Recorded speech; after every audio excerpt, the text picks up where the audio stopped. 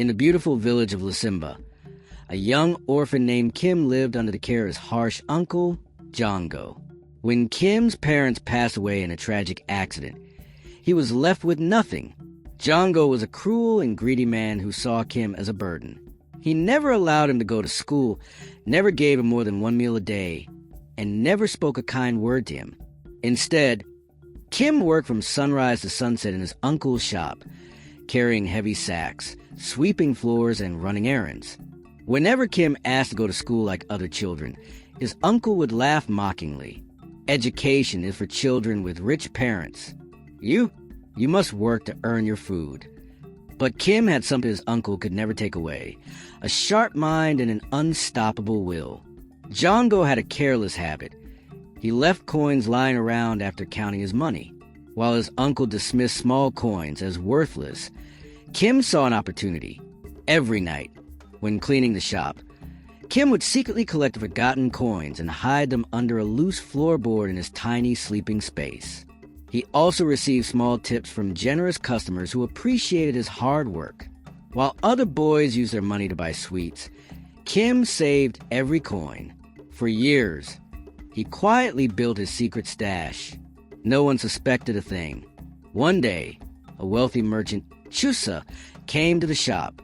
He was furious. "I need a strong worker to carry my goods to the market, but no one is willing. Your lazy nephew should help me today." Django, always eager for favors, agreed immediately. As Kim walked through the market with Chusa's goods, he noticed something interesting. The merchant was selling fine imported fabrics, something rarely seen in Lusimba village. At the same time, Kim overheard two wealthy women arguing over where to find high-quality fabric for a wedding. An idea sparked in Kim's mind. Later that evening, he bravely approached Chusa and said, "I can help you sell your fabric faster." The merchant laughed. "You? A mere shop boy. Give me just one roll of fabric," Kim insisted. "If I sell it, I'll bring you money tomorrow." Intrigued by the boy's confidence, Chusa agreed.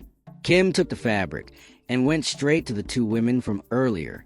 Within minutes, he sold it at a higher price than Chusa had asked. The next day, Kim returned the money and asked for 2 more rolls. Within a month, he had built a small but profitable trade, making extra money without his uncle knowing. One afternoon, Django had a heated argument with a landowner, Combo, over an abandoned house near the market. "This house is worthless," Combo shouted. "No one wants it." Kim's ears perked up. The house was not worthless. It was in a prime location, right where many traders struggle to find storage space. "How much are you selling it for?" Kim asked. Combo chuckled. "Even if I sold it for half price, you couldn't afford it." That night, Kim counted his secret savings. With his years of collecting coins, secret trading, and smart deals, he realized he had enough. The next morning, Kim boldly approached Combo and said, "I will buy the house."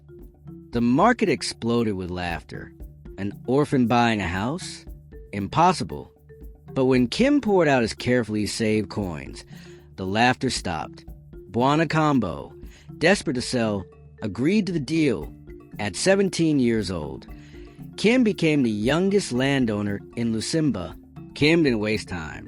He cleaned and repaired the house and rented out rooms to market traders. Within months, he was earning steady income, more than his uncle's shop made in a year. Django, who once treated him like a servant, now looked at him with shock and jealousy. "How did you do it?" he demanded. Kim smiled and said, "Hard work, patience, and wisdom." But his success did not sit well with everyone. Furious that his nephew had outsmarted him, Django hatched a plan. One evening, he came to Kim and said, "I was wrong, my boy. You are smart.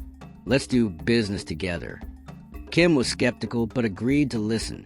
Django suggested they expand the house, build more rooms, and make more money. He offered to invest his shop's earnings into the project.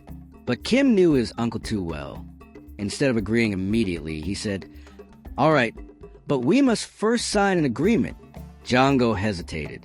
He had planned to trick Kim and take the property for himself. Kim smiled. "If you don't trust me enough to sign an agreement, how can I trust you?" Django had no answer. He left in shame, realizing his nephew had beaten him at his own game. Over the years, Kim used his growing wealth to educate himself, invest in more properties, and even open a school for orphans. Django, once the powerful businessman of Lusimba, was now just another tenant in Kim's houses. One day, he came to Kim, now a respected man, and begged for a job. Kim looked at him and said, "Uncle, I forgive you, but I will never work for you again. If you need a place to stay, you may rent one of my rooms." Django had no choice but to bow his head and accept. When the leaders of Lusimba heard Kim's story, they gathered the people and declared, "Success is not about where you come from, but how wisely you use what you have." And so, the once forgotten orphan became one of the greatest men Lusimba had ever known. Moral of the story is that patience and wisdom can turn small opportunities into great success. Never underestimate the power of smart saving and strategic thinking. Revenge is never the answer. Success is the best way to prove your worth. Please, if you enjoyed this story, kindly subscribe, like, share, and hit the notification bell for such interesting stories.